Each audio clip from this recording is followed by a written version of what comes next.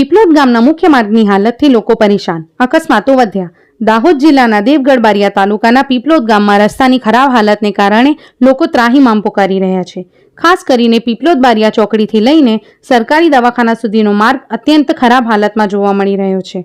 આ માર્ગ પર 2 થી 3 ફૂટ સુધીના મોટા મોટા ખાડા પડવાથી વારંવાર નાના મોટા અકસ્માતો બની રહ્યા છે, જેના કારણે અનેક લોકો ઘાયલ પણ થયા છે।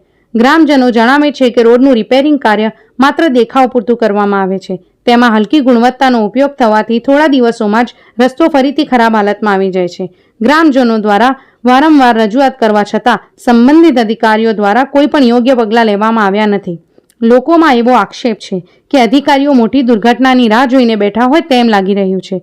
ઉલ્લેખનીય છે કે આ માર્ગ પીપલોદને લાગતા 20 થી 25 ગામોને જોડે છે, જેથી હજારો લોકોના રોજિંદા અવરજવર પર સીધી અસર પડે છે। હાલ લોકોમાં ભારે આક્રોશ ફેલાયો છે અને તેઓ સવાલ ઉઠાવી રહ્યા છે કે આ રોડનું રિપેરિંગ ક્યારે કરવામાં આવશે। દાહોદ જિલ્લા બ્યુરો ચીફ ઇબ્રાહીમભાઈ બક્ષાવાળા।